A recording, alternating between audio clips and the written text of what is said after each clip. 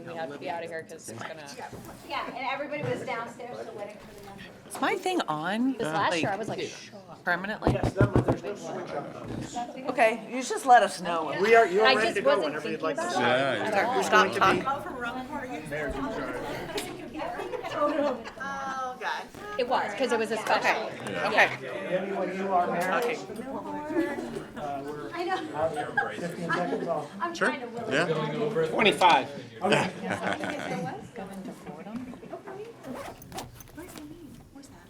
Righty. All right. Gonna get started in just a second, everyone. All right. All right, we'll kind of kick off our workshop this evening. Thank you, everybody, for coming out. These are, I think, some of the most productive meetings we have as we start planning for our budget. So thank you for being a part of it. I just want to kind of lay out the run of show for tonight, and then I'll kind of get us started from there. We are going to start off with a presentation from our superintendent, John Shea, to just go over the budget for the city council. I'm sure they've heard it. I hope they've heard it, but it's always good to hear it again. So we'll start there. After that, I'll open it up to questions from council. Actually, I should say I'll open it up to the school board first to kind of discuss and share out maybe some of their experiences from the budget so that we can hear before we ask our questions. And then I'll open it up for questions to us and then hopefully have a dialogue back and forth and get some good discussion going. But yeah, without further ado, I'll kick it off to John Shea. Excuse the formality, but just to make sure that we've got the microphones in use for folks that might be watching at home. So Katie Krause, our business administrator, and I are going to present, and we're going to aim towards brief because it's material that we've already covered, but then we can come back and dive in anywhere you guys would like in terms of we'd like a little more information. Our assistant superintendent, Kat Crosby, is also here this evening. So when we jump into discussion, as well as our school board, we'll go from there. But I think we'll just be about 10 minutes on the front end, if that's okay. You can interrupt and say, hey, can we go a little more in depth on any given piece of that? But Katie's going to start us off with the proposed budget, just an overview, which you've already seen before, and the numbers are still the same, just some basic parameters around it. Then I'm going to talk about the 5 key elements of that budget, just in terms of how it landed, where it landed, and how we got to that. And then with that behind us, Katie will then talk about the tax cap compliant budget, which is just a shade under $2.2 million, which is a lot of money below the proposed budget. She'll also cover revenues, and the revenues, of course, apply to either budget. That's just what's coming in, and then how we look at funding where we end up. And then the final piece of this is I'll just remind you of what the proposed cuts look like right now. In terms of getting from the proposed budget to the tax cap compliant budget, close to $2.2 million in cuts off of the proposed budget, just to be clear. That's not $2.2 million cutting from our current budget. It's off of the proposed budget. It does include existing programs and position, but it also includes things that we're proposing that would be new. Does that make sense? Mm-hmm. So Katie will give us a quick overview of the proposed budget for starters. Good evening, everybody. I'm sorry I'm sitting over here, but I needed to get the mic. So as you can see from this slide, our proposed budget is $36,802,805. The proposed budget includes meeting all of our contractual obligations for existing staff and programs in our current budget, as well as adding additional proposed staff and programs. So this budget represents an 8.9% increase over the current year's budget, which is just over $3 million of an increase. From the chart below, you can see where the proposed budget increases come from. So 47% of our increase is due to salaries, both annual salary increases as well as the salaries for the proposed new staff. 35% is for our benefits, health, dental, life, FICA, retirement, all the associated benefits with salaries. Purchase services make up 14% of the increase, which is our annual contract renewals for transportation, special education, contracted services, anything that we contract out for the district. And then the other areas are small, 3% for supplies and then 1% for equipment. Good. Any questions on that basic presentation? I just want to focus. I can't stand in front of this. That's not going to be helpful.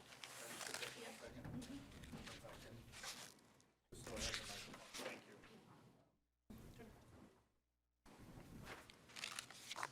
you. wanted to focus on 5 key areas here. Sorry, I'm having a lot of trouble figuring out how to make this work. Sorry. Dress rehearsal. Yeah. This is not the dress rehearsal. 5 key areas. Personnel, staffing's the one we want to start with. Personnel is always going to be the key driver because education is largely a personnel business. What's the percentage of our total budget that's personnel related? For salaries? Just in general. It's about 70%.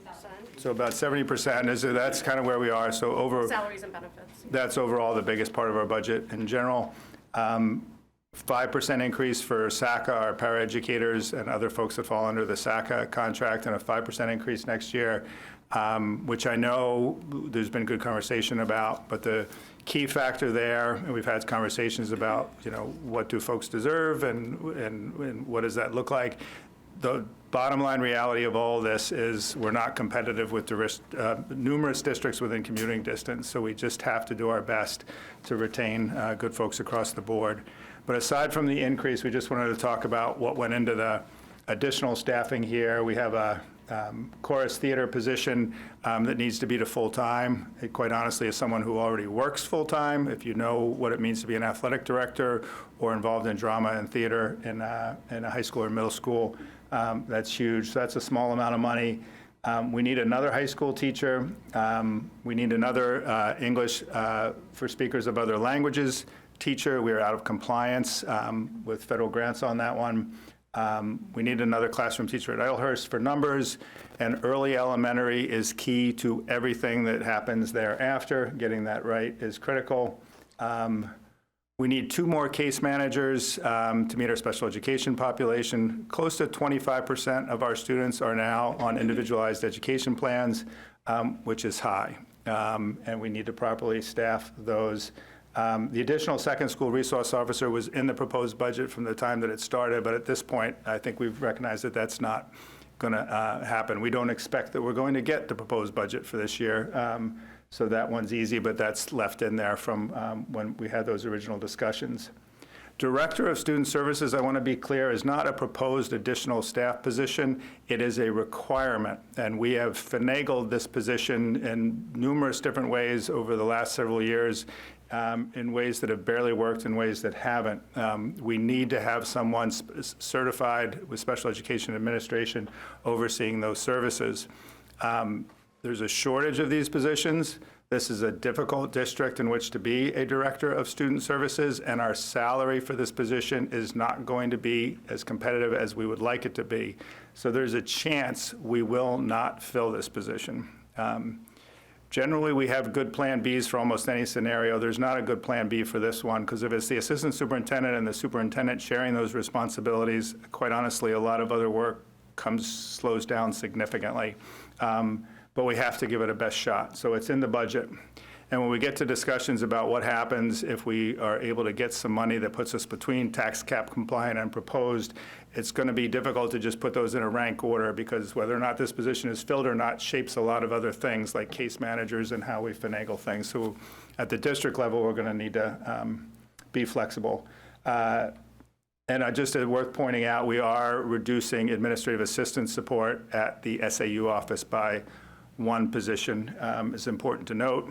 And it doesn't show up here, but based on special education numbers, we originally were looking for 7 more para-educators in the proposed budget. But rather than consider that a prospective cut to get us to tax cap compliant, we recognize that we simply need to do better in that regard, period, because it's hard to find that many para-educators. We're in the 80s. So we just said, you know what, let's not call that a cut. Let's just say right on the get-go, we need to do better with a smaller number. And in cases where we have one-on-ones, maybe we're going to have para-educators working with 2 kids or splitting or sharing, and less contracted para-educator services, and more in-house, which is less expensive. So staffing is one of 5 key areas that we wanted to touch on. The collective bargaining agreements aren't in there, but they're at 5% for the 2 biggest unions, just to be clear. Number 2, health insurance. This is a national crisis. Everybody knows this, and it's going to affect the city in other ways. The big hit for us is the school care assessment.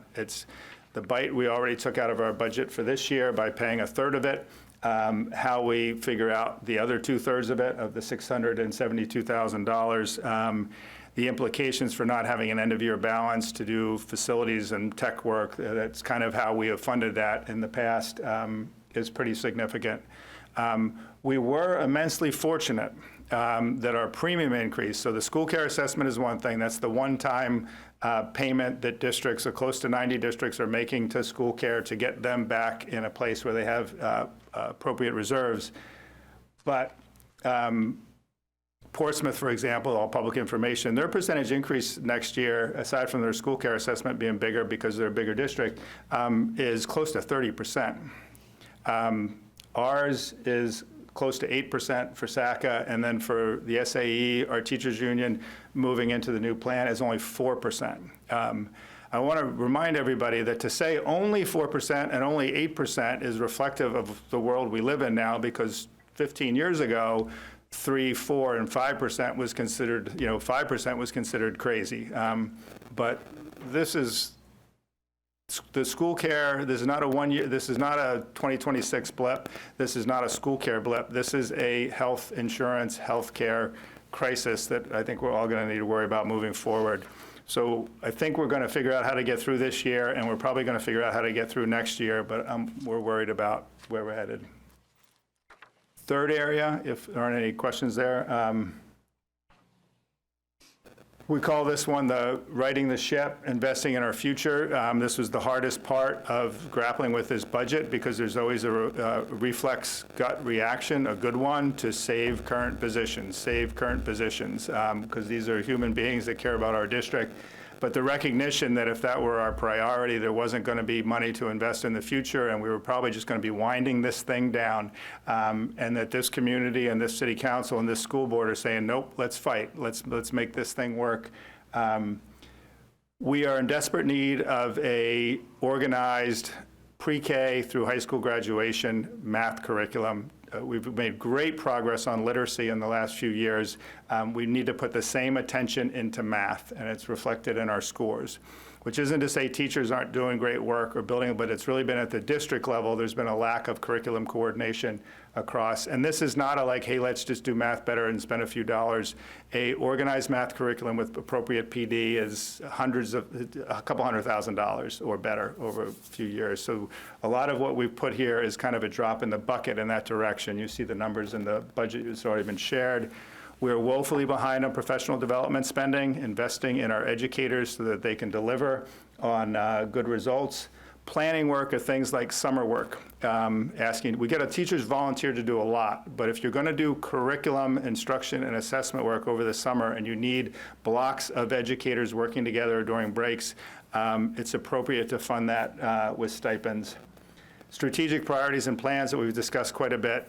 Some of that has no price tag, some of it does, and we need to be moving forward. The curriculum, instruction, and assessment work across the board, it requires planning work, PD work.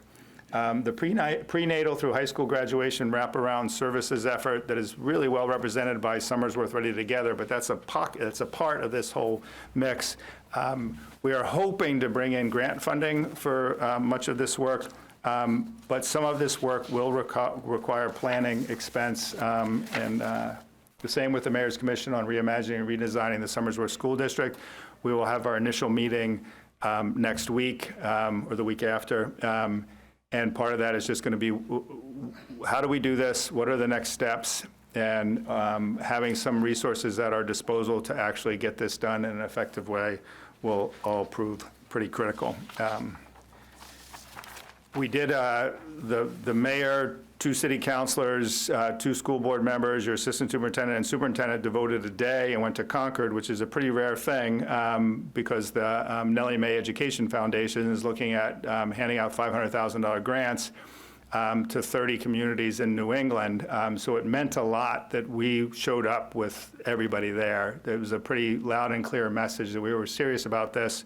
Other districts had 1 or 2 people and certainly didn't have the representation, particularly from the city side, that we did.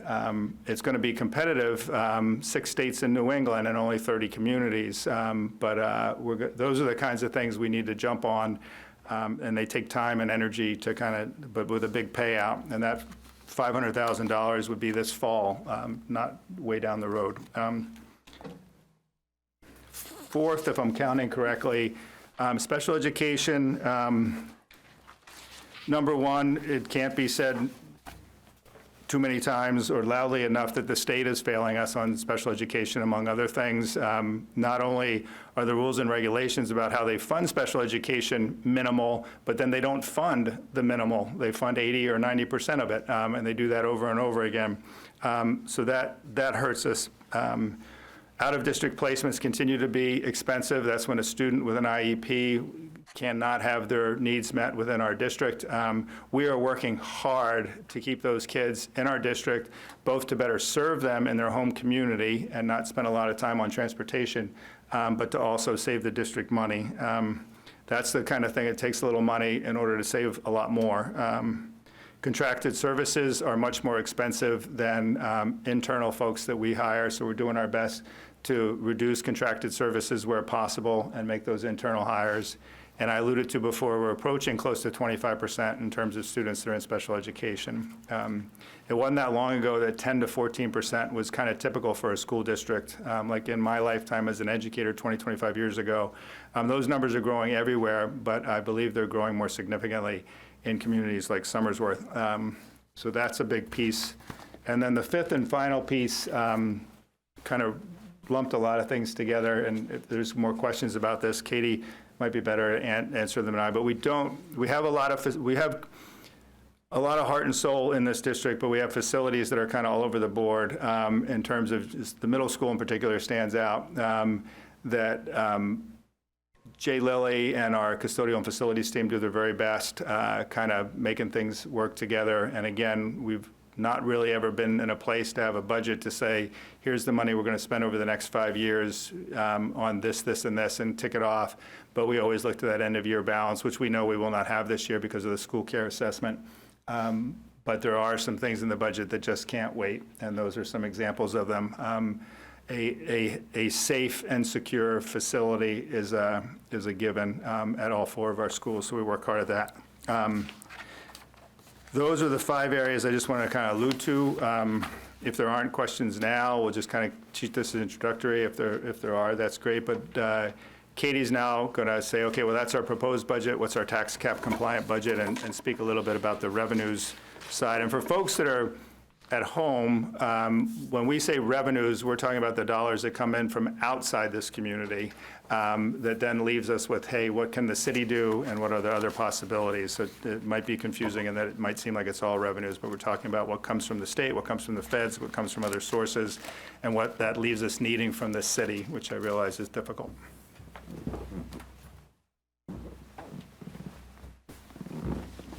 Cheers. Okay, so our projected revenues estimated for next year is just about $10.6 million. It is a decrease in estimated revenue of $53,000, which in comparison to past years, it's actually a lower amount than we've seen in past years. So the reduction in building aid is for Idlehurst project. Years ago, building aid was done over a 20-year period, so each year your amount that you get reduces. Now they do it a little bit differently where they give it to you up front. So when we renovated Maplewood a few years ago, we got that money up front, so there was no decrease in that. So that's $17,850 reduction. The reduction in the use of fund balance, so as you know, in years past, if we had funds left over at the end of the current fiscal year, we could use those with council's permission to use towards revenue in the following year. Well, we know because of school care assessment, we won't have any balance remaining at the end of the year to use next year, so we removed the amount that we had budgeted for the current year. We did have a few areas of increases in revenue. So our state of New Hampshire adequacy actually came in at a little bit more than we were anticipating. So we are estimated to receive $122,595 more. Just be aware that that is an estimate. We get a final number in the fall. It could be up or down. They do guarantee 95% of the estimate that we receive for budgeting purposes, but other than that, it could come in anywhere. And we always budget 100% of the estimate because otherwise we would be making further reductions to the budget in order to meet that. Increase in preschool tuition. These are for our, what we call typical non-identified students. So we have a program where we have non-identified students and special education students.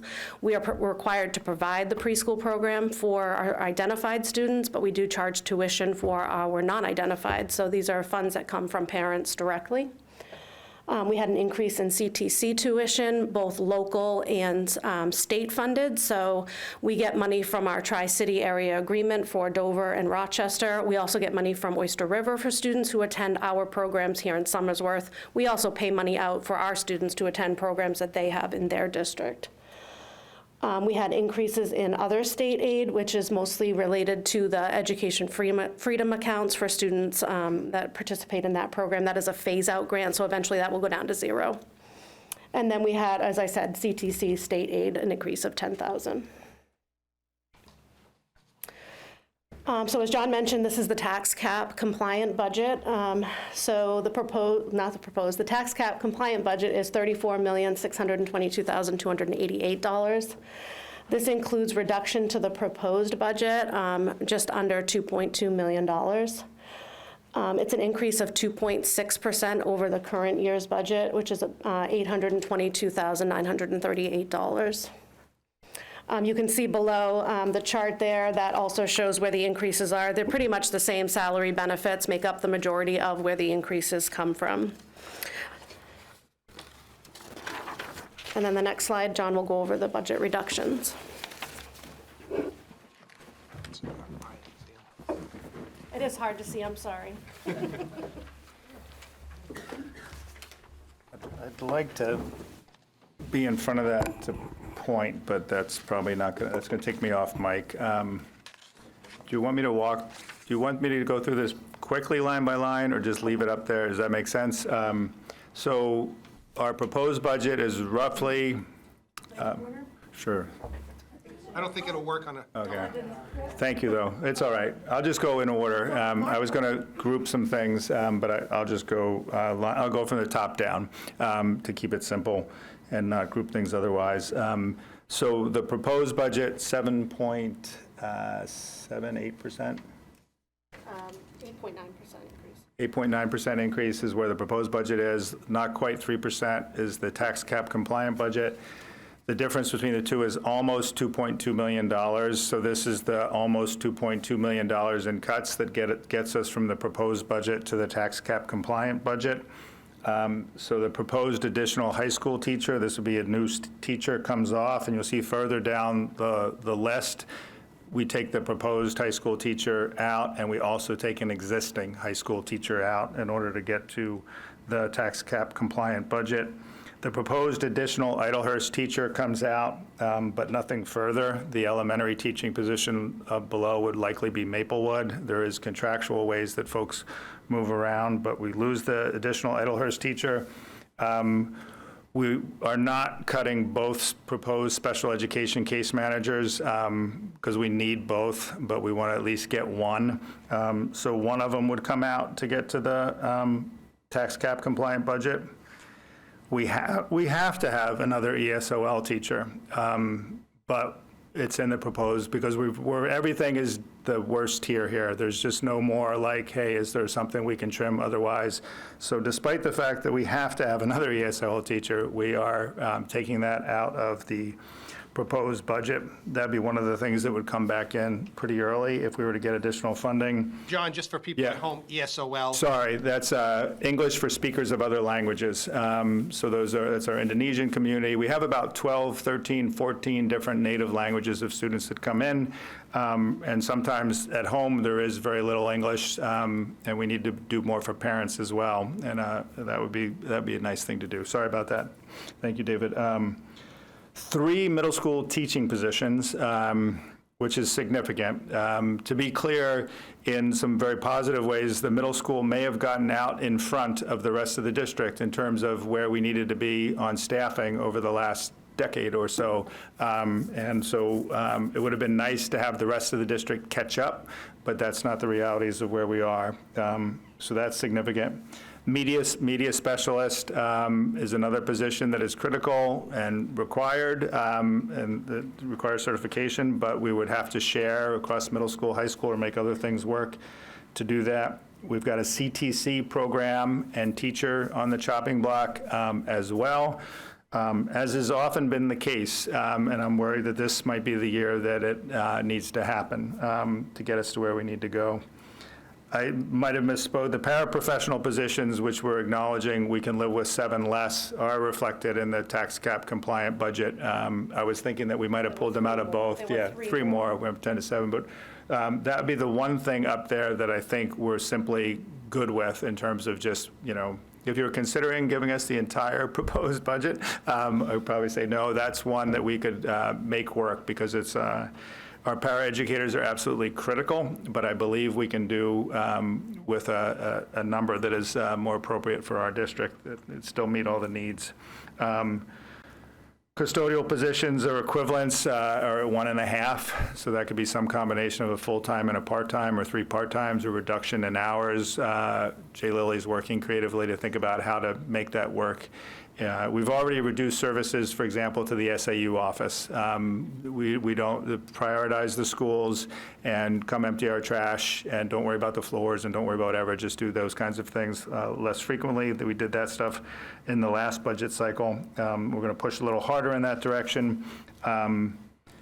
Given how hard it is to get our custodial crew to take vacation time and the overtime that we already pay, I'm concerned that we may already be where we need to be, but we're still looking at a 1.5 positions. Elementary teaching position, that's an existing one. That would likely fall to Maplewood. And that's one of those things where it's like, okay, maybe we can work it where the class sizes are for next year, but then it's just going to bite us a year later as bubbles come through and enrollment hopefully continues to grow at the early levels. Administrative assistant position or the equivalent, we're looking at somehow doing with 1 less administrative assistant in what the Somersworth Middle School, Somersworth High School CTC combination. None of it makes sense in terms of what the responsibilities are, like a registrar and guidance, like a CTC secretary, front office support in the middle school and high school, but it's one of those, maybe we have to look at it. Social worker is contracted through the Stratford Learning Center. Again, that's one that we've looked at year after year that makes no sense, but none of this does. And then the chunk of money, which was that 4th driver of righting the ship and investing in the future, we have that in the proposed budget, but maybe we reduce it by $32,500. There's nothing magical about that number other than what kind of bite would we have to take out of it to get to tax cap compliant. And although those are like the easy ones to say, hey, those aren't human beings, so let's not put that one back first. We're going to pay for it in 5 years if that's what we do. Additional second school resource officer, which those conversations we had early in the budget season, which are now moot for the coming year. So that's a cut that is easy in this context, but. And then you got some miscellaneous things that this is Katie's good work, just looking, okay, where can we save some money on course reimbursement? Travel is not the beach in the summer. That is related to PD expenses, and it's often Concord or Boston or Manchester, or occasionally a little bit further. Utilities and fuel adjustments, because your superintendent walks everywhere. That's a savings that is all due to me. And transportation, no, that's all across the board. And again, Katie's good work looking line by line to figure out how we can do better there.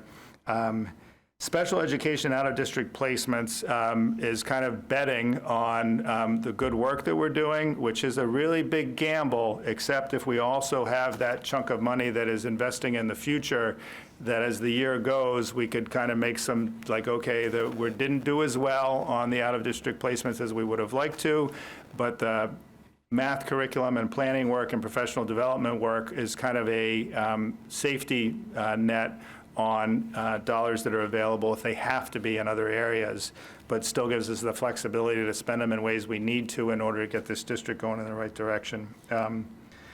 We may not get the 27.5, and we're currently in a 2-year contract with our tech service provider, and we have RFP out right now. And we know we're going to spend less on technology, because a big part of the work that's happened over the last few years has been restructuring and rebuilding and redesigning everything, so it's going to go down even with the current vendor. Maybe we force it a little further. We may or may not be able to do that, and this RFP process is going to be playing out as the budget does, so we'll see where we land. And then other additional savings, this is largely our facilities director and our business administrator looking at potential other places of, I guess we can get by a little longer in this area or that area. And that gets us roughly $2.2 million. You were supposed to mention this, but I'll do it. The numbers you see here for the staffing cuts, we just wanted to note that these are salaries and benefits, not just a salary. So we failed to mention that at the beginning, and people were thinking that, you know, teachers were making over $100,000, and that's not the case. These are salaries, health insurance, all of the benefits that go along with it. So we just wanted to point that out. You see it's just one position. Correct. It's like easy to think, oh, the high school teacher is budgeted $107,000. Yeah. But that's a roughly $60,000 position. That wasn't that long ago that you budgeted around 70 to 75%. Wasn't that long ago that we budgeted 75% was salary, and the remainder was payroll taxes and everything else, but now it's lower. And the new staff is estimated on, we take the salary schedule for a teacher's salary schedule, and we take step 7, which is middle of the road, and a master's degree, which is middle of the road, and put that figure in as an estimate. And we always do a 2-person health plan just as a starting point. All right, thank you so much for the presentation. I do want to turn it over to the school board to allow them to speak to the decisions that they made for this budget. If they have anything that they find important to share with us, I wanted to give them the opportunity before we start asking questions on the city side. So are there any school board members who want to have the opportunity to share anything? I'm not sure if there's anything off the bat. There's really, the work is done at the central office and in our administrative team. The largest cut that reductions that I've been a part of. Not sure what else to say, but with questions and dialogue in the future, happy to kind of go through it. Anyone else? Okay. Are there questions or discussion points from City Council? Yeah, Councilor Witham. Just a observation out of the gate here. I noticed on the revenue side showing a slight increase in tuition for career tech at $12,000. But then I look up here about halfway down and I see the reduction of a program. If that cut were to take place, does it also impact that revenue potentially? It could potentially, depending on signups for the class that, you know, and the program that we decide to remove, it could have an impact. Probably 12,000 is not like a big number, but I just kind of wondered that. Thank you. Yeah, Councilor Austin. Thank you. My first question has to do with, is there any option to school care as you look down the road? There's been a lot of discussion in the media and whatever that school care may be on the way out. We would hate to get ourselves in a position where these kinds of assessments have to happen annually in order to keep them afloat. So that's my concern, is what are we looking at down the road, and is there an option to school care, maybe joining the city's plan and getting some sort of benefit from that or something like that? The city manager invited the business administrator to sit on a workshop to learn more about Health Trust. That, to this point, is as far as we've gotten, but it's on the radar that we should be looking at other options. Takes a little bit of time and energy, but we've started it. And though it is in our collective bargaining agreements, specifically school care, yellow plan, so those would have to be through negotiation process as well, because they're specifically written into the contracts. It's worth remembering too that we began a study group session with the teachers union earlier. Was it earlier this week or was it last week? Yeah, and we're doing the same thing with paraeducators. So all three. And CESPA custodial facilities, all three collective bargaining agreements are going to be negotiated next fall, and we're hoping to get to 3-year agreements. But as we're doing all of these other things, strategic planning, priorities, direction, creating more flexibility, looking at other options, we have a window in which to kind of consider these things. Councilor Austin, you're still recognized. I did have a question about, you said you need a new high school teacher, but can you talk a little bit about the details of that? Because, you know, we obviously have heard a lot about declining enrollment and things like that, and why do we need a new teacher? Math was the priority. We lost a math teacher last year. Math is a district-wide priority, as that's the one we would consider. But we're prospectively looking at losing that proposed teacher and an additional one in the current budget, just realities. Thank you. Good for now, Mayor. Counselor Witham and then Vincent. Yeah, I just want to jump on Counselor Austin's coattails with regard to the insurance conversation. And Mr. Superintendent, I think you did well at recognizing and articulating the fact that the cost of health insurance the increases are alarming, and it's not a sustainable model. Certainly seeing that play out on the school side. I think we're starting to see that creep in on the city side. So I think this conversation that you're having about maybe a greater purchase power with the groups merging, and again, looking at traditional options, whether that's school care or health trust, or going direct to a provider, or some other model that's yet to be created, I think is where we need to go, because I don't think it is a sustainable model in the long term. So I applaud that, and again, I hope the labor groups, both on the city side and on the school side, recognize that as well, and are willing to look at maybe softening that language that exists in existing bargaining agreements. I think it's critically important. Thank you. Counselor Vincent? Thank you, Your Honor. So, you know, it's sometimes tough to sit here as a counselor and try to absorb all of this, because we're not at the SAU, we're not part of the school board. So it kind of makes, I feel sometimes I'm layman. You know what I mean? It's, don't have all the knowledge I need. So sometimes when constituents bring things to me, it's tough to answer, so I try to follow up.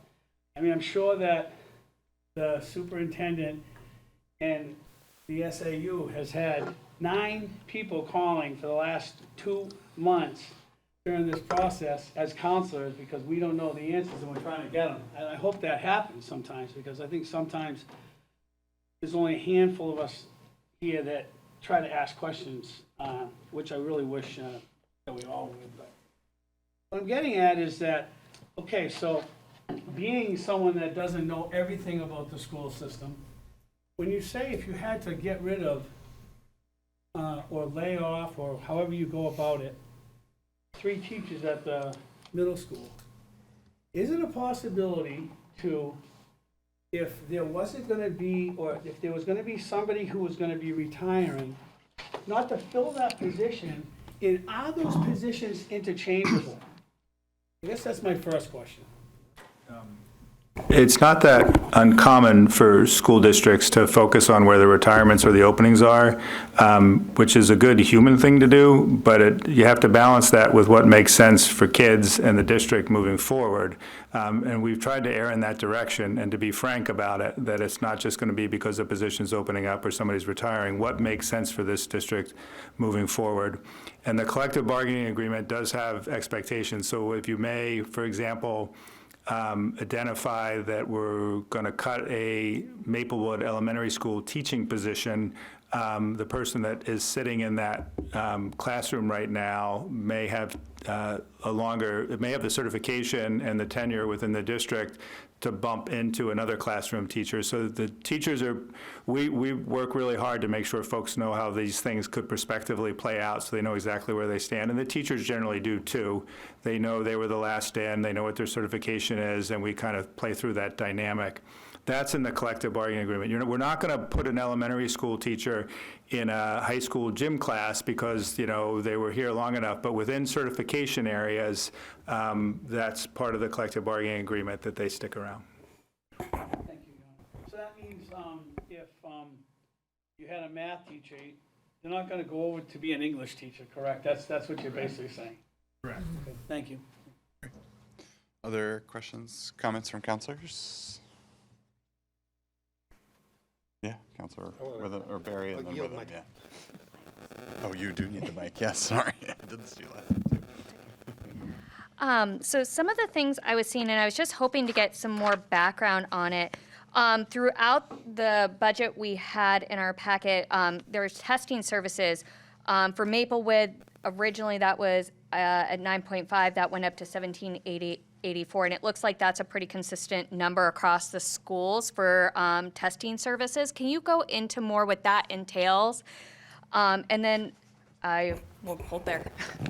We switched our testing system in the current year to iReady, and so there were increased costs with that new assessment. And Kat can speak more to the assessment as she is the one who does the iReady assessments. Is that a contracted, so we're in an agreement where we've contracted that, and how long is that contract for, sorry? Yeah, just find a mic. Any mic. This one will work, sure. I think it works, yeah. Great, I'll just sit right here. We are in contract with them. It's currently a year by year. At times you might want to look at a multi-year though, because you can save money over time, but where it was new and we were just starting it, it is a year by year contract at the moment. Okay. Does anybody have questions around that before I ask a different question? All right. I also saw it's kind of small dollars, but I was just kind of curious, like lawn care seemed to go up substantially from the 2024, 2025, and I'm just curious if that is like we were actually spending that money and we're recognizing that we used to be spending a lot more than what was on that budget. I was just curious because that was something, again, that kind of stood out to me that I was seeing continually over multiple. That was the grounds maintenance position, so it was in the budget, it was cut out of the budget, put back in the budget, and so those were the changes for the grounds maintenance position that we didn't have prior to that. Then we had it, then we needed to make a budget reduction, so it got cut out and then it got put back in. Okay. One of the other things I know some people have asked me about, I'm not going to find the page, but what is the Dover adult learning? I might have the wrong term, but can you go into a little bit more about what that is specifically? Yeah, everybody here probably knows it as GED equivalent. If you weren't going to be able to earn your high school diploma through the traditional pathway to have study prep and then pass a test, it's now called HiSET, and we contract with Dover Adult Learning Center currently to offer those services to our kids that are pursuing what you would formerly call a GED, but is now called HiSET. And we're probably going I to understand if they're in our school system, is there particular reasons they would look for a GED versus a high school diploma? Just curiosity. just not succeeding within the traditional setting or particular circumstances that make what would have been known as a GED or a HiSET now a more likely pathway. It's just for kids that unfortunately for a variety of reasons may not be finding success or getting traction towards earning the high school credits to earn a traditional high school diploma. We are going to be moving away from Dover Adult Learning Center and looking at other ways of doing that and maybe doing more of it in-house. Okay. A couple of other things, and this is probably, and if I contact you separately, that is completely fine, but I saw tuition under, again, a lot of the budget. Can you kind of touched on it in your notes, like we pay tuition for certain things if we're sending students to other places, but so is that pretty typical? Because like I've seen it under a lot of the special education, the sorry, I'm not going to know all the acronyms, but is that because we're sending students elsewhere, or? Yeah, I'll let Katie speak to the numbers if you're interested, but just to the basic premise or idea, you will sometimes have special education students, or sometimes not special education students, but in other situations where behavioral alternative settings are necessary. We're talking about a small number, like a couple of dozen students in a district our size, where either by special education law or the best interest of that student involved, you come to a decision that the traditional or the parameters of our current system are not sufficient to serve this student. And so a family might demand it, or we might recommend it, and we kind of work together on sorting that out and figuring out what makes the most. Special education law errs towards keeping the student in their home community and being included in classrooms. It's only in unique circumstances where we kind of push into that. So it's a small number of students, but the programming is very expensive. Katie can talk better to the numbers and how it's funded if you would like. I think that's why it piqued my interest, because it is so expensive, that I was just seeing. Yeah, those are the out-of-district placements. The other tuition I mentioned earlier was our Tri-City agreement for our CTC centers. So you'll find that in the 1300 function code. It is for students we send our students to Dover or Rochester for programs that we don't offer in our district, but they do, so we send them to theirs, and then they send them to us too as well, and that's the revenue that I talked about. All right, I will hold there and let others. Thank you. We have Councilors Witham, Austin, and then McNair. Go ahead, Councilor Witham. I guess just a few remarks more than maybe a question. Maybe there's a question that'll come out of this. There's a response. I think this is budget number 16 for me. They always feel the same. This one may be a bit heavier for sure for all the reasons that are listed here.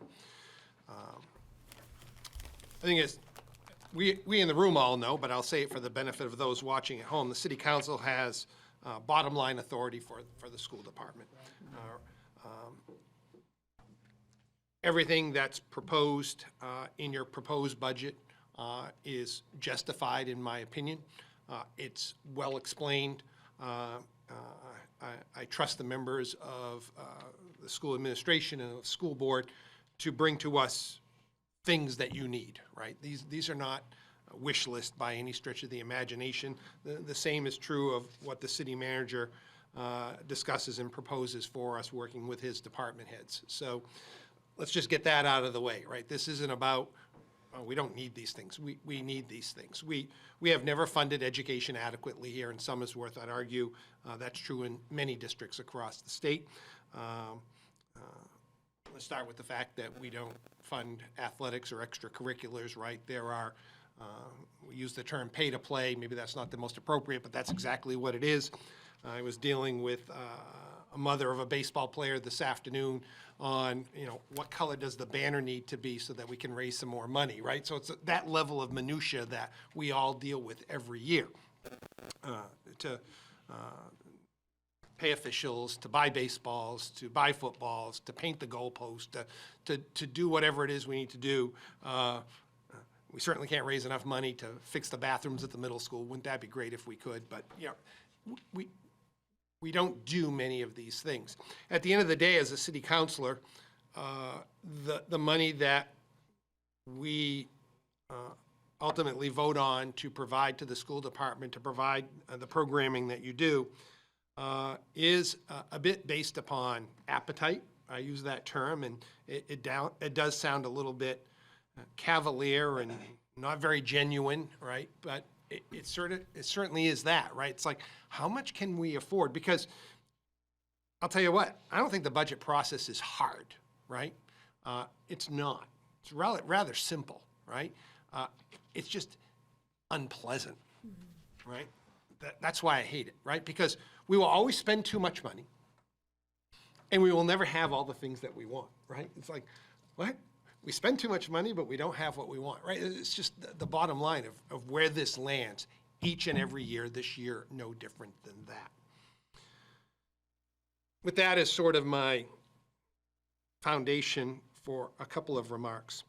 When council voted on the 5% increases for staff several months ago now, and I believe the vote was unanimous by council, I remember specifically stating from my seat over there that vote, although it was right for all of the reasons that were articulated by staff and school board members, it was going to have sort of a day of reckoning. It was going to be difficult when it came to the budget process. And I think there was that realization then that is now very front and center now. To what end, how much of those impacts, I'm not sure we know just yet, but I knew then that that was going to show up here, and here we are, right? And I think we all knew that, right? This is not a surprise. And it was even noted then that we understand that there might be some hard decisions to come with this vote, but we need to pay our people what they need to make, right?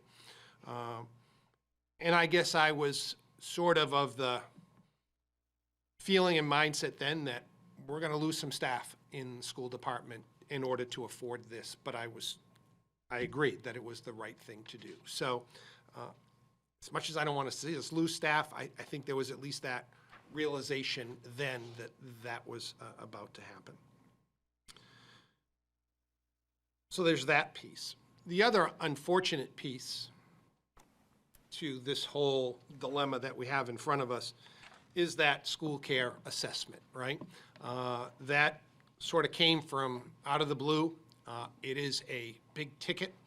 I think we certainly recognize the need to dig our way out of that, and that's impacting this budget in a significant way. So as one counselor, that's the piece that I think we need to focus on, and if we could eliminate that, that at least provides a bit of wiggle room.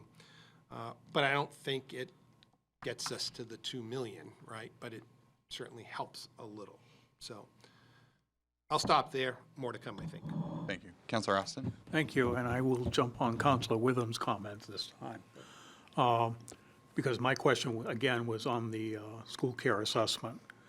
But before I get to that, you've been talking at the school board meetings periodically about particularly paraprofessional positions that have gone unfilled.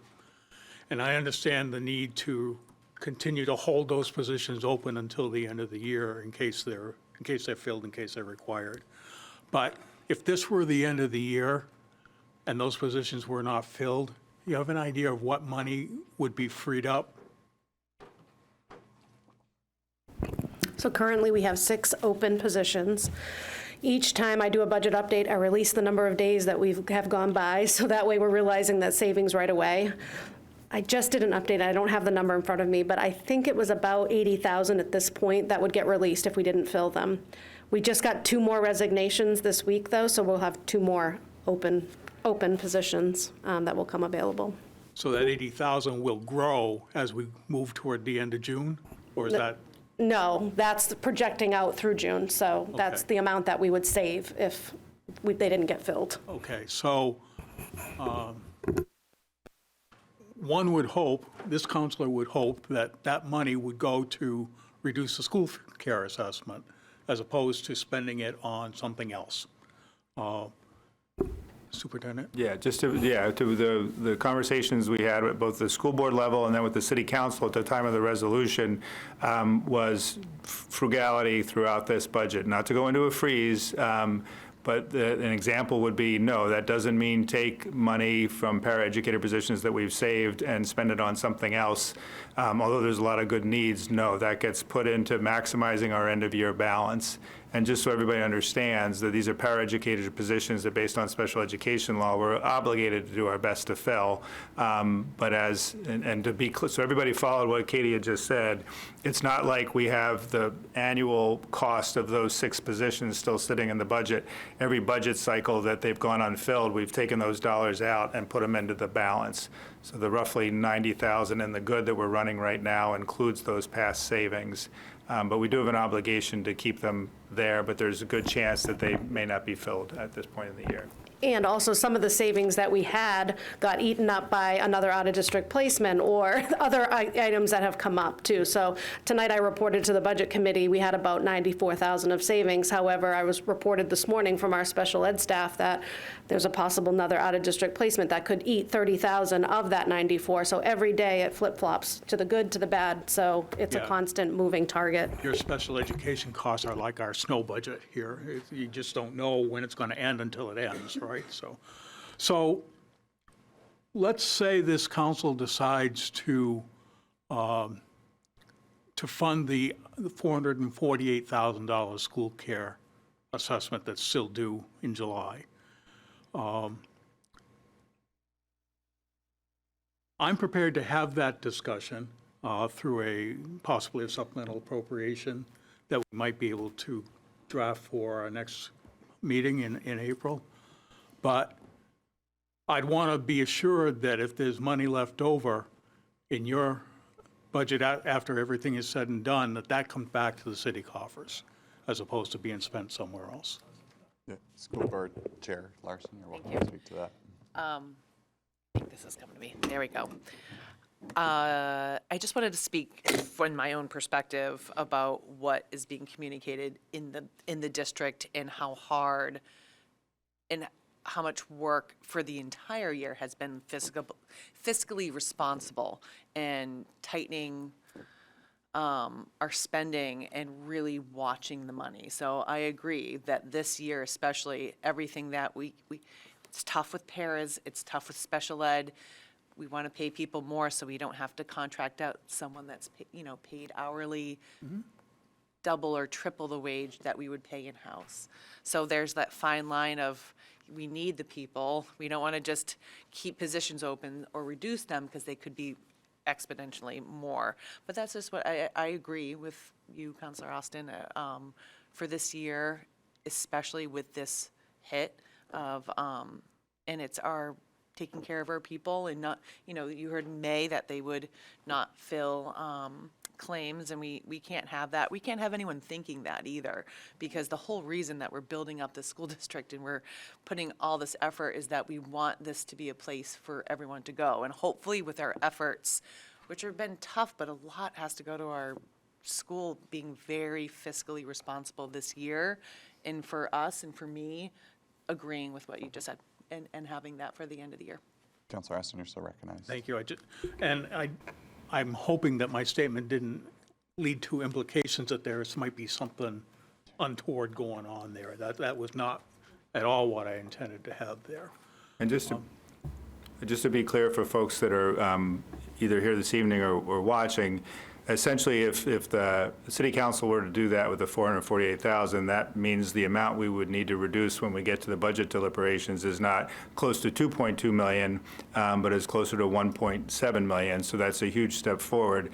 We will, just to be clear, that end of year balance is always available to us to do things we need to do. But in this case, if the city council basically fronts us that money so that we can have a better budget discussion in April for next year, then I essentially would look at that as we're just going to give you back what we can of what you fronted us to help us get through this and put us in a better place for next year's budget. And I just want to make sure folks understand that there's fair rationale behind that in terms of helping us out. If you look at that list, you said that likely the 7 paraprofessional positions wouldn't need to be funded because you can restructure the way paras do their work. The second school resource officer is probably also not going to be funded.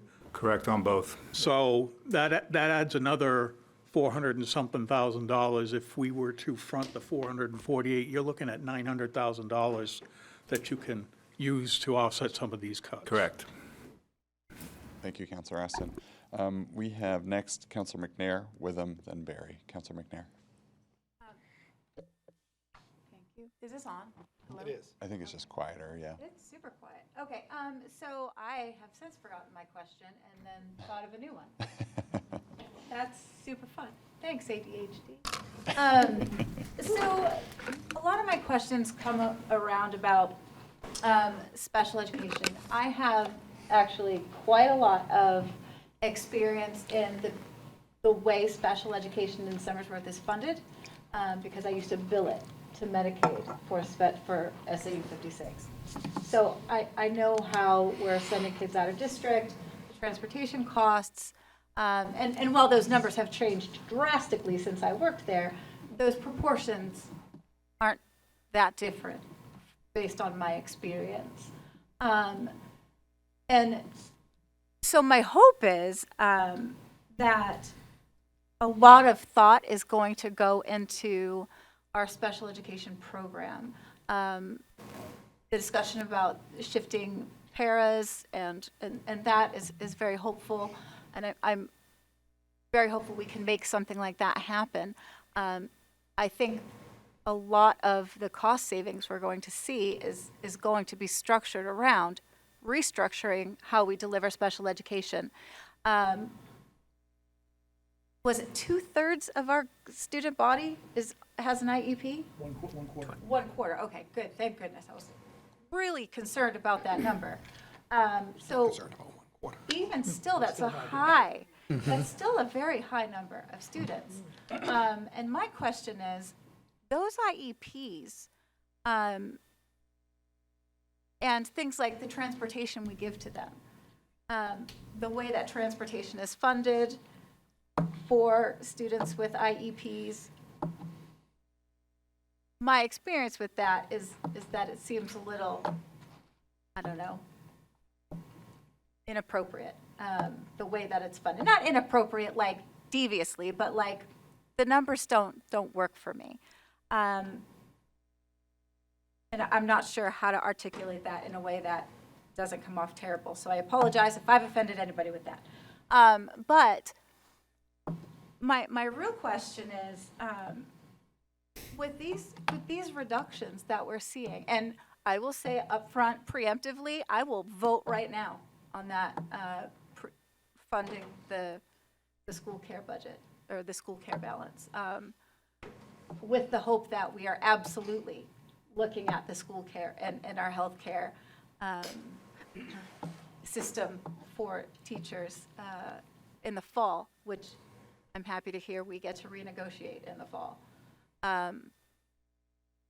It feels like the school care operation is terrible, and while our teachers absolutely need top-notch health care, that's the least we can do for them.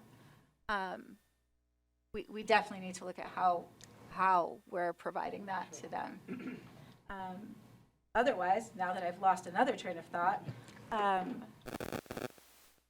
if we're able to make some of these stipulations, I think, I absolutely believe that the things you're asking for are reasonable, more than reasonable. I think the question that had come to me even just today from more than one of my constituents was, and you're going to hear this throughout the whole budget process, our schools have fewer students, our scores are low. How are we justifying more money? And for me, I understand that just things cost more now. Things cost more. And our special education program is super expensive. And those kids deserve an education just as much as kids not without IUPs. So how do we answer that question? How are we justifying fewer numbers, lower scores, which I will say I was very impressed at how they're coming up at the teacher workday, but still lower on the spectrum of scores and such a higher cost. How are we justifying that to the people asking about that? Because I think we're doing okay, but I would like to know how you all address that. It looks like we had a response from a couple school board members and superintendent. We'll start with school board member Clark. Hi, thank you. Thank you for asking that great question. I want to remind everyone that not too long ago we had COVID and our kids were without proper education. We did the best we could, but I think that we're seeing our students come back and try and they're struggling, right? I think we do a lot of things well. I think that we're still trying to find our way through that piece. I just want people to forget about that. COVID happened, our kids struggled. We're still dealing with the aftermath. School board member O'Brien Hart. Gotta acquire a microphone. Ooh, I'm trying to remember. No, see, this is ADHD for me, right? So, to your point, you presented on iReady recently at the school board meeting, and as you all brought up, iReady is more expensive as far as an assessment protocol, right? But with the graph on iReady, we saw that there was a dip for COVID, right? That COVID really brought down a lot of our scores just because of the impact over the entire world, honestly. Yes, we're spending more money on things like appropriate assessment data because what we've seen is that the previous assessment modalities haven't been effective to actually positively track like what's happening, what interventions can we plan. I mean, I'm a teacher myself, right? So like iReady has a huge dearth of useful information, so it's worth the money, right? So one, I think a possible answer is the increase is worth the extra, like it's pay now or pay later, I guess. So that reminds me of the other answer that I would have, I guess, for special education, for, why are we spending this money? special education, I'm actually really curious. I've been in special education for my entire career, and the possibilities for restructuring and replanning, I think that there are a lot. And seeing how special education has been delivered over, the past 20 years of my career, I think it was always assumed that if this, then this, need this. And I think with the recreation and the thoughtfulness that we're going to put into it, I really think we're going to come up with some new and innovative solutions. But the other side of this is we need a special education administrator, and a special education administrator would be able to coordinate the building coordinators or the case managers to the point where maybe we're not reproducing our services, maybe we're more effectively using our services. And so I appreciate that you brought that up because, with effective administration, with an assistant superintendent, with, the correct people that we need in the place that we need them, I think we would have a lot less duplication. And sadly, it's going to be very hard to find those people. So, yeah. Superintendent Shea, did you want to reply to? I've said this before to the city council and to the school board and in various meetings, but my short answer, Bonnie, to the question is I don't think it's sustainable. We can't just keep coming to the city council saying we need more money, we need more money, we need more money. And we've been very clear that, especially given the environment that we're in, both in New Hampshire and at the federal level, and the way public opinion on public education, universal public education, is swinging more towards this being a private good. I don't think we can just continue down the path of this model and keep coming back saying this is what we need. It'd be nice if we could, but the ask this year was just help us stabilize long enough and invest in a plan for the future that maybe we could take a good shot at rethinking some of these things, none of which are going to be based on if we had more money, we could do everything this way, but based on the money we do have, how could we do a better job for our kids and be fiscally responsible in this environment is our goal. And I think we just have like a 15-month window to aggressively figure that out, but that's what we're trying to do, or about to. Councilor McNair, you're still recognized. Yeah, just thank you so much for those answers. Those were fantastic, and I love the thought that went behind all of them. Just again, I'm pro you, 100%. I think our teachers do a fantastic job. I think you should continue to, and I agree with the special education administration piece. I'll say this again, it costs way more money to be poor, okay? People who don't have the money to do the things that they need to do, they have to scrimp, they have to push, they have to duct tape things together, and it feels like right now with the way our school system is structured, we're duct taping a lot. And I think that thought process of, out of district placements, how can we change that? If we're spending $400,000 or $800,000 on out of district placements, how do we bring those in district? It's not going to be 100% possible because there are some kids. I remember there was one kid going down to the Beverly School for the Deaf at one point, and that might not have been this district, but I had like 20-something districts, so don't. But things like that we can't possibly do, and out of district is going to be a thing. We can't possibly deliver those, but I think we can look at bringing more in-house, possibly buying a bus to reduce some of our transportation costs, because I know those skew odd. I always question that. And I think you guys are doing an amazing job, and to ask you to do more with less is absolutely absurd. Absolutely absurd. Mayor? Yes. Just really quick. Go ahead. The response to what to tell your neighbor, and I've received the same thing, we have less. I was actually at our largest district event, I think it is, last week at our kindergarten first and second spring concert. Over 1,000 people came. Every day, I do not have kindergarten or first or second, but there were well over 1,000 people. They did it really well, and it was in the high school gym.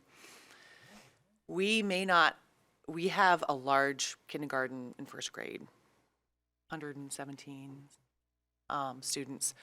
We need to make sure that we still have a community and a high school and a thriving school system, not just for the school, but for the care. So if we front load preschool programs, kindergarten programs, that return of investment's large. If we don't invest, we're not investing in our community widely. So we're at a tipping point. We're at a tipping point. The task force is coming up, but if there's any constituents that would like to speak to you, I can speak on behalf of the board and, of course, myself.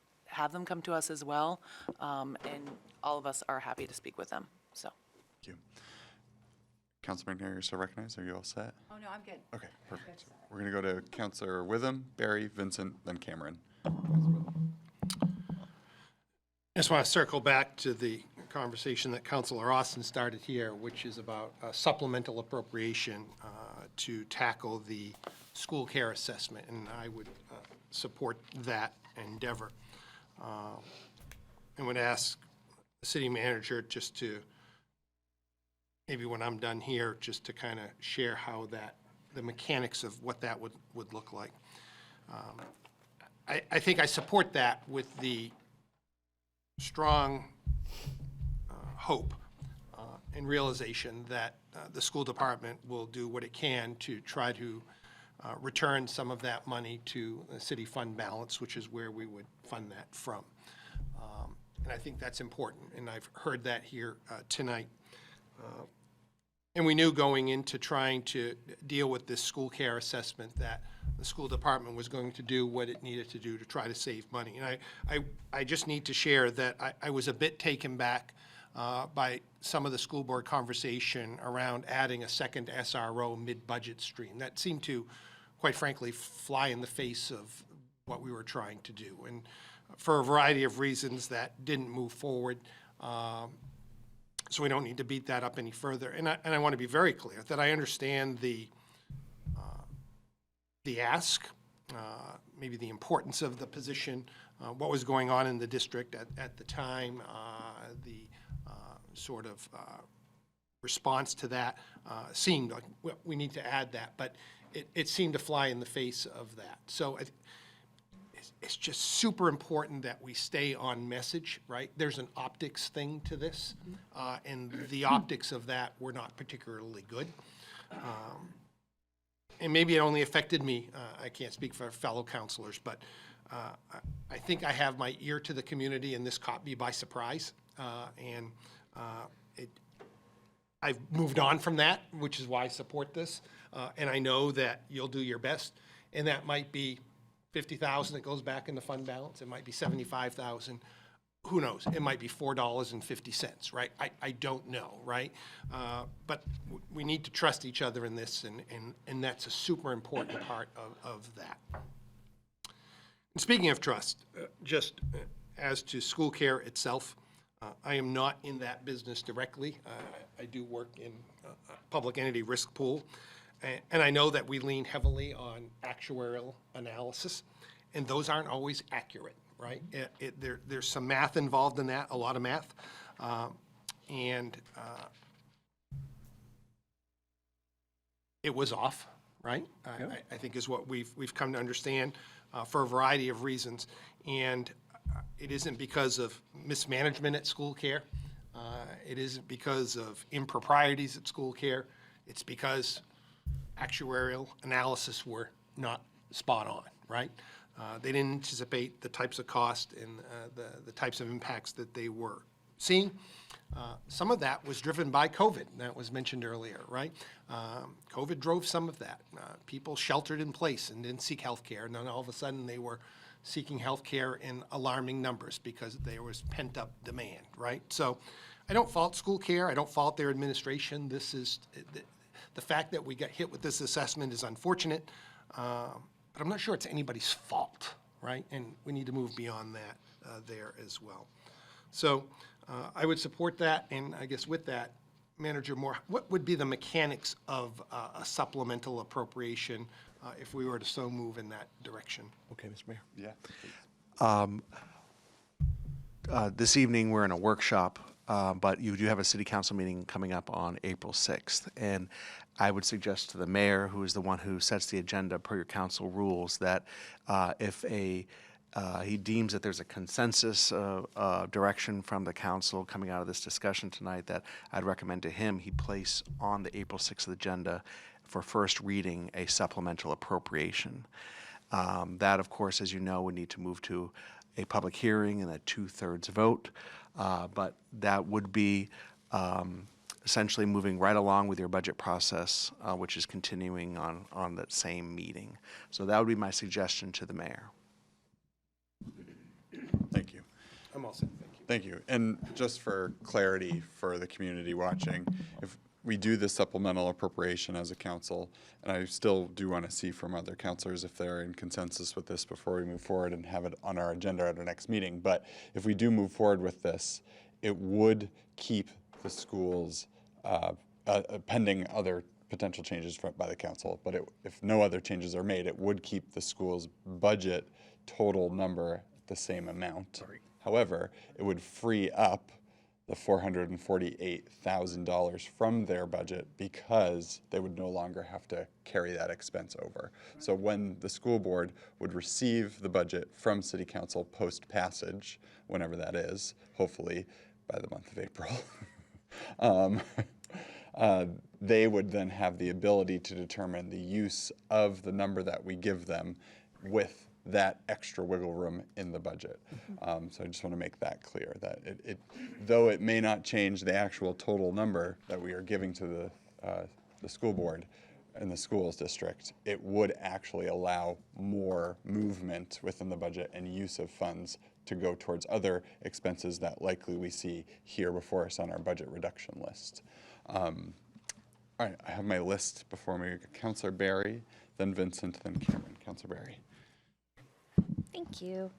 I really loved hearing that this new testing score system is actually helping give more information, especially as you guys have been talking about restructuring, re-looking at some of this.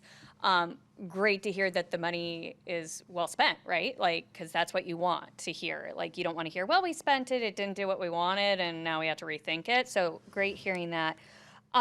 From a layman who hasn't been in an elementary school in 30-something years, so I just want some clarification because I feel like a lot of misconception gets out there. I think a lot of spin on topics get out there around this, but as I'm looking at headcount, and not talking about budget or anything, because again, I agree, we need to pay what, to keep people, we need to value people and everything else, but so when we look at like an elementary school, we have like 25 teachers and then 21 paraprofessionals at Maplewood, and 34 at Islehurst, and then for regular teachers, and then 31 paraprofessionals, and it goes down as the kids get older. So when I'm looking at that, I just want to make sure I'm understanding, like, we have a teacher, but then we might have a couple others in the classroom to help manage the size of the classroom. That's where I think I need some information around that, and I think that would help others as well when we're talking about these positions. I'll let Kat say more about this, but generally we don't have like a traditional classroom aide position where you have a teacher and a general classroom aide. We have paraeducators that are working with students who have IEPs, and we do our best to kind of split those students up so that you'll have paraeducators that might be focused on 1 or 2 students in a classroom, but they're not there to support the overall classroom. They will sometimes naturally will happen, but some folks are often familiar with like a classroom with 23 kids, you have a teacher, and you have a classroom aide who's not a certified teacher, but someone who might be on that path. They're not assigned special student needs. We're not in a place where we have that luxury. Those are just paraeducators assigned to specific kids.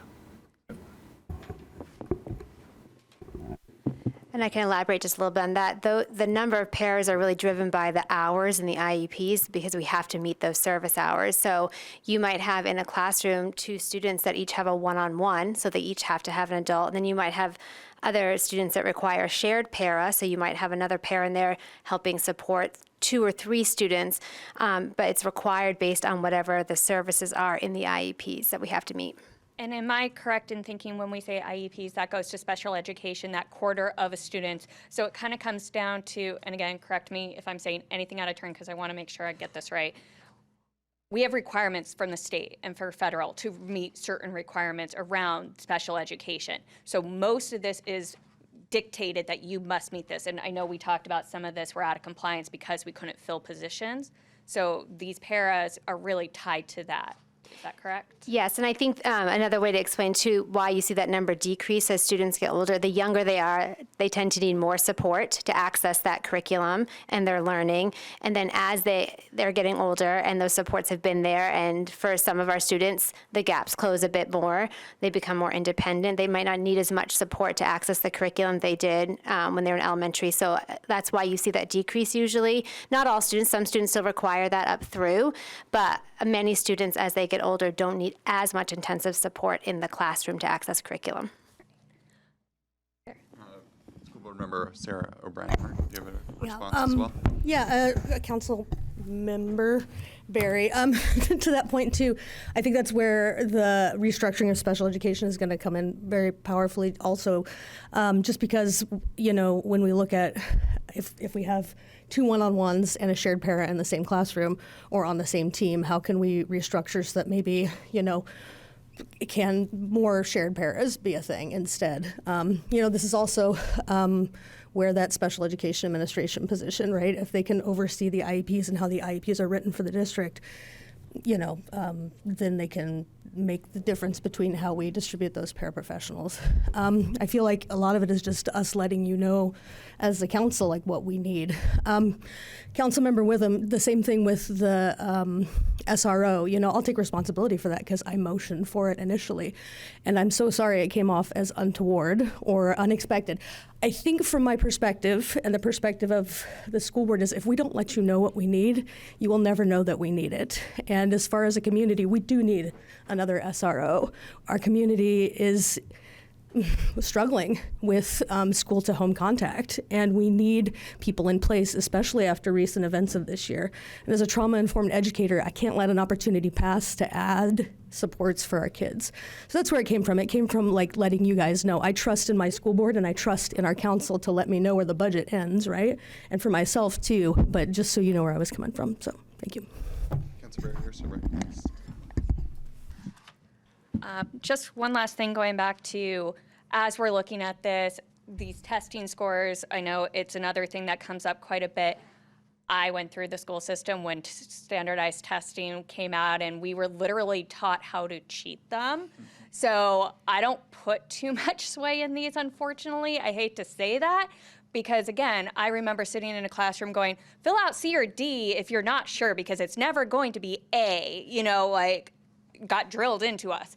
So I love hearing that there's better advanced ways to test and to look into this. But I also know that change takes time for it to see progress, right? So I'm just going to put it out there for myself as well as others, like as we're restructuring, as we're reshaping, we need to give some time for these things to show up. So, and I'll just say, I'm going to take some time because I don't always trust test scores. So coming from my background, so that was it. Where did you go to school? They're so cool. Well, I'll nerd out and tell you about them later. I mean, it's just so cool. On the bubble. Kind of missed the paper ones. All right, Councilor Vincent and then Cameron. Thank you. You're welcome. Just to comment on Councilor Nair's comments about duct tape and so forth.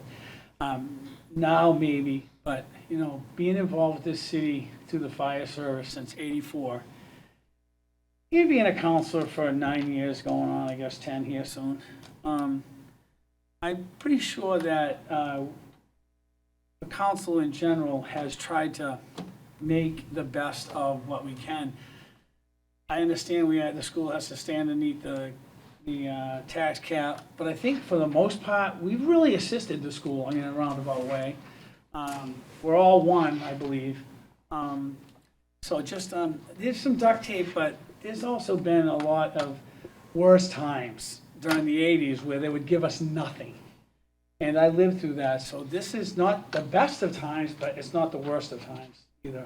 That little small comment. Another thing is, I'm liking the whole $440,000 so-called take from revenue, or not revenue, but fund balance. I like that idea. However, I try to always, like, you know, I always try to think a little further. Not that we're not, but just so when you break down the $440 at a penny per 11,000, it comes out to about 45 cents. The predicted 71 cents tax increase could be reduced to 26 cents. Now you say, Ken, how do you get that? So here we are again, and please correct me if I'm wrong, if the mayor allows it, anybody, it doesn't bother me. But we always are held hostage to the state, right? State lets us know, and you just commented, Katie, on they're 95%. Sometimes we've gotten more, and sometimes we've gotten less. If my calculations are correct, we typically get a little more. This year we did get less. Okay. But we had extra revenue to cover the difference. Sure. So I would love to go on board with this, but, and please again, correct me if I'm wrong, when the state gives that money, they give it to the city, not the school. The stipulations with that is that you cannot put that in fund balance. So you can't put that in your savings. But the state allows you to put it towards tax reduction. I'm pretty sure that's the way it is, meaning you can't put it in your savings because they want you to use it for schools, or in sometimes, or you can pay down what the budget is going to increase. So if we took on school, say it was more, and I know we're trying to gain the $2 million, whatever it may be, and we took the $450,000 and we put it into the tax rate reduction, the school gets what they want in a roundabout way for the insurance, and the city only pays 26 cents. That's what that goes up. Now, I could be wrong, but I'm thinking I'm right, because the last time we've done this, the money can go towards paying down the tax rate. Something to think about and look at. It's just another avenue. It doesn't mean that, oh my God, we got to do, no. I'm just trying to think beyond. And I think that that would be something to be said. The school got their insurance money, which is the $450. They might have extra. If they have the 80, they can keep that too. We'll vote that in. And the city pays 26 cents instead of 71 cents. Now, maybe we can ask the finance if that's a true statement, if we can keep that money, or we can't keep that money, but we can put it towards taxes. I just want to clarify for my own sake. So you're saying you're in support of the potential supplemental appropriation? Yes. Okay. And you're asking that the school continue to save for the remainder of the year to hopefully have some money to return? Yes? No, they can keep that money. Oh, so anything they save, they can They keep. can keep it. But then you're saying that, So- but hold on, then you're saying that if any additional money from the state is returned this year, that we as a city hold that and apply it to taxes. Yes. Okay, I guess I'm just not sure where the 21 cents is coming from that you're talking about. Because the $450,000, Yeah, where you take 11,000, which is 1 penny, yeah. when you do that division, I'm pretty sure it comes out to 45 cents. Okay, so just a reminder, the way that this supplemental appropriation would work was that it would keep the school budget, if we approve it, would keep the school budget at the number that they are in the tax cap compliant budget that they are submitting, and would keep that at the 71 cents if we as a council approve that. It would not drop it down unless we change as a council with an action by council the final number of appropriated dollars to the school board to comply with the removal of that 448,000. Is that what you're asking? Is to drop the school board's potential amount that we give them? Is that clear what I'm asking What you? I'm saying is we give them the appropriation for 400 and change that they want. Yeah, That's a one-time deal. okay, When the school funding money comes, because sometimes it's over. Okay. About 2-3 years ago, we gave them the extra 1.9 million, I think it was. Just, I'm trying to go off. it has memory, been so- different numbers, But it's yeah, been yeah. different. So they take the 480 that we just took out of fund balance, or whatever is it, 440, 400 and change. Mhm. And then what we do is, we take that money from the state funding, Mhm. same amount Yep, that we just gave them, goes from 448. one hand to another, I understand, yep. and we put it towards the tax rate, because I don't think you can put that in Okay. fund balance. I gotcha. I do want to clarify that it would not, the tax rate thing may not work out the way you're describing it, where it goes to 21, and I'll let the city manager chime in, because I think he's got thoughts too.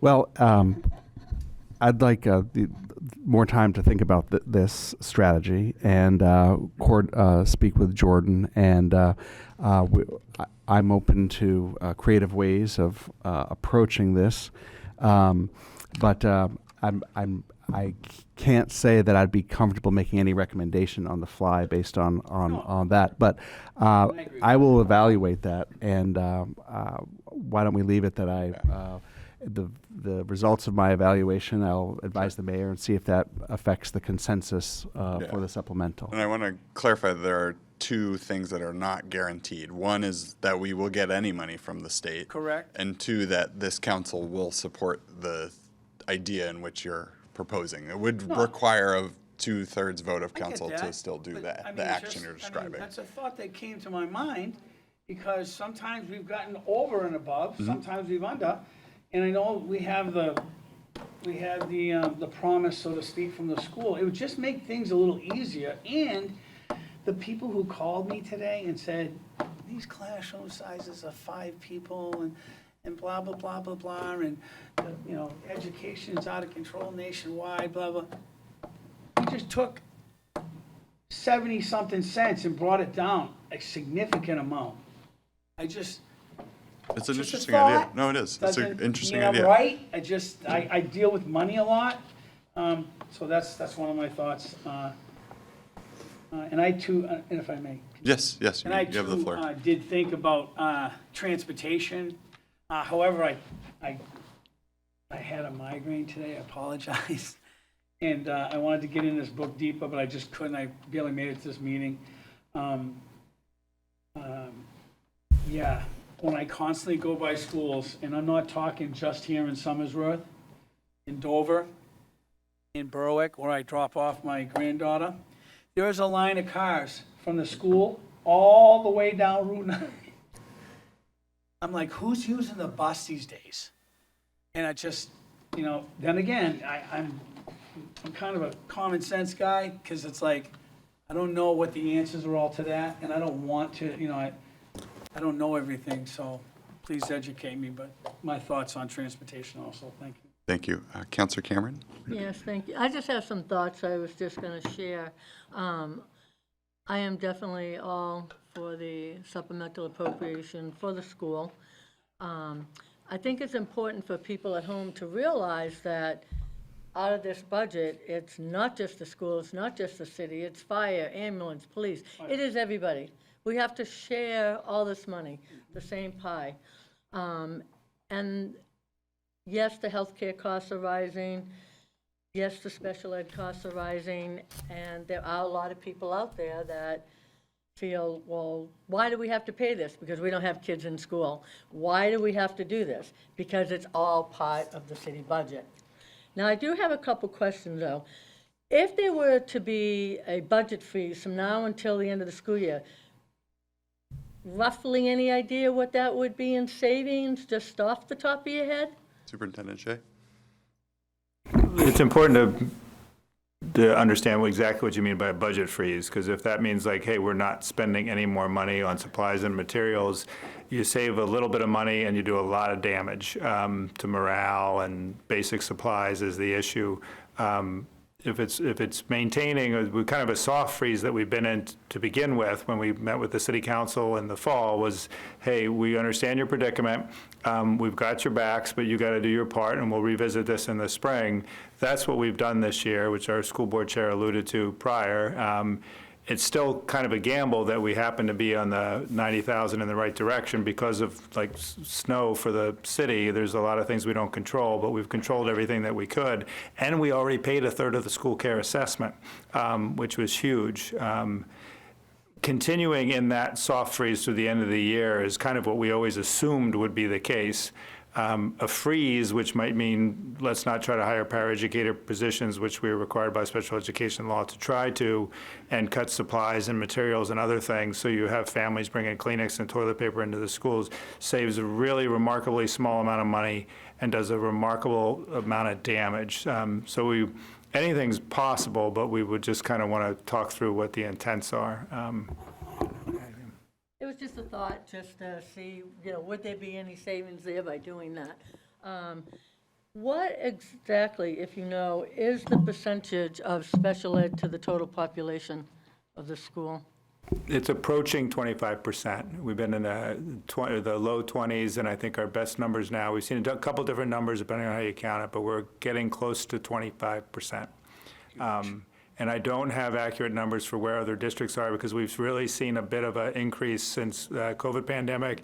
And I think we're seeing the impacts of environmental issues and technology and screen time, that now kids have those things in their hands from an early age. A lot of things are playing out right now that we don't have a full handle on.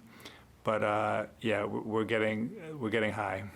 I think special ed over the past few years has constantly been rising, even from when my kids were in school too. So I do have to say I appreciate everything that you guys have done.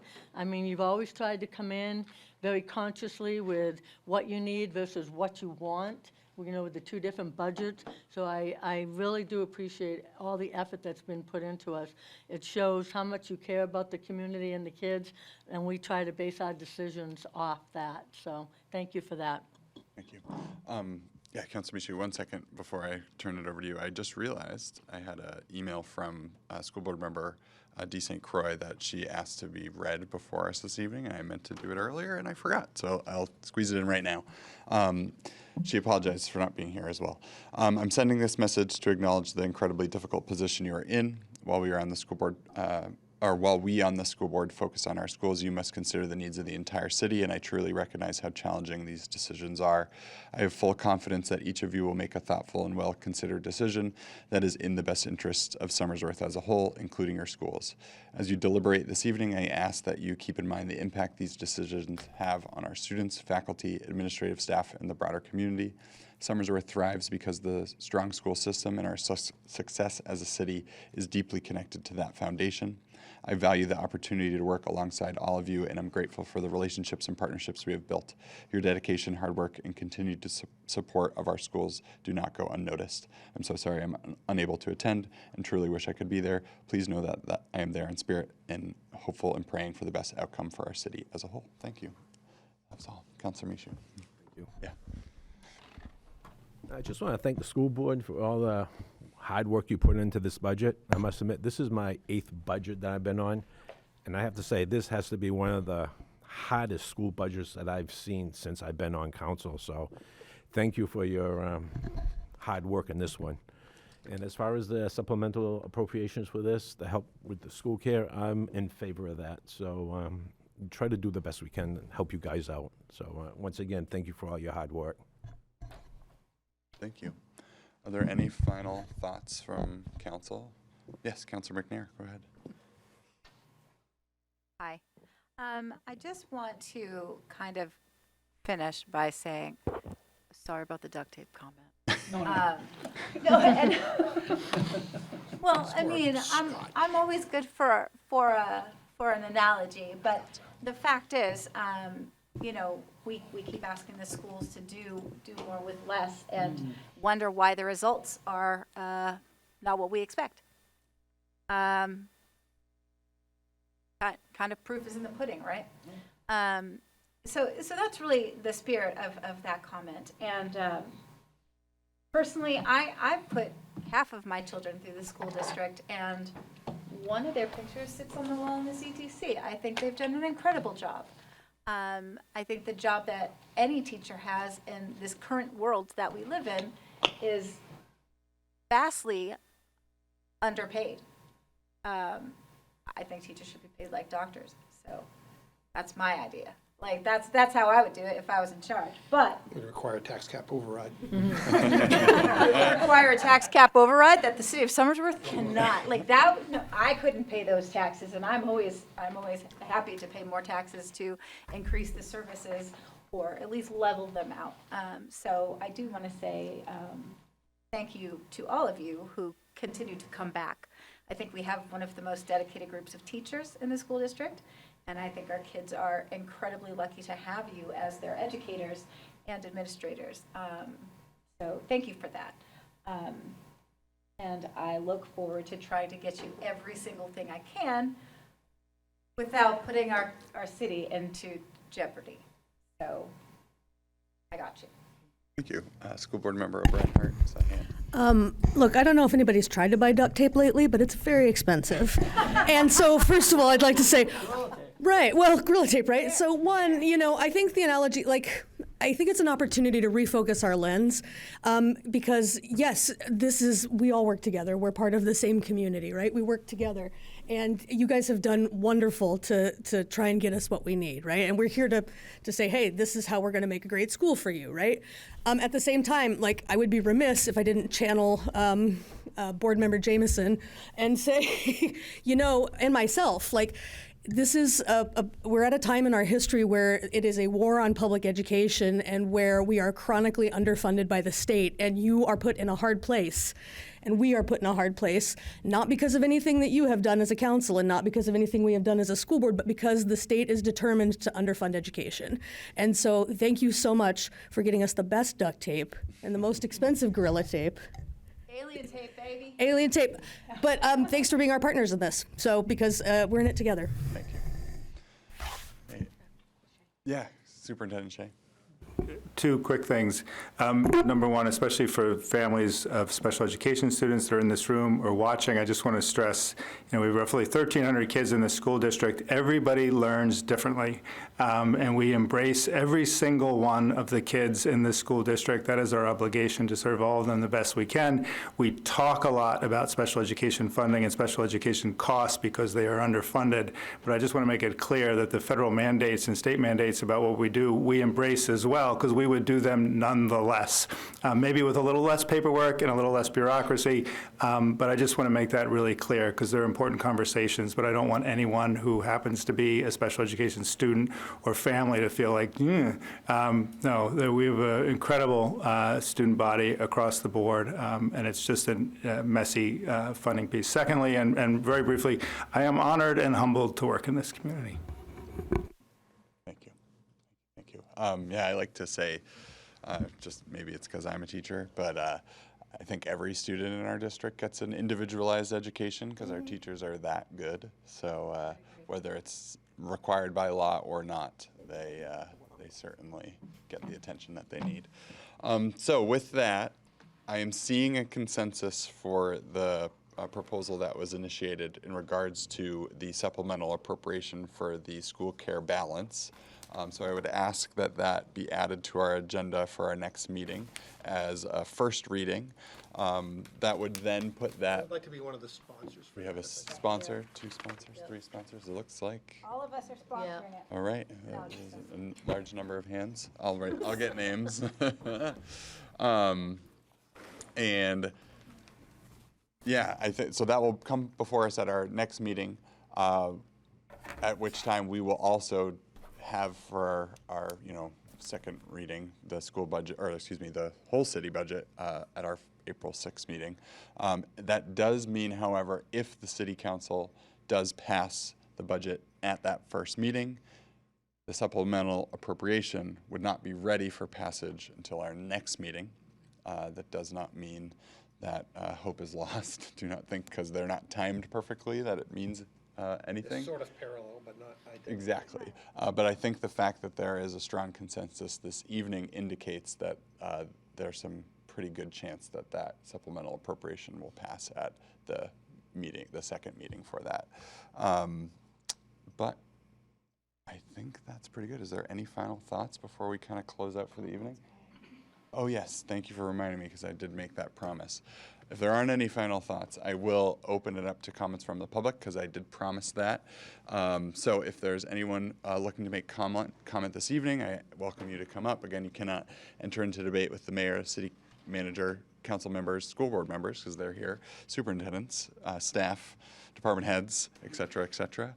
We request that your time be 5 minutes per person for your comments. Is there anyone who wishes to speak this evening? Seeing none.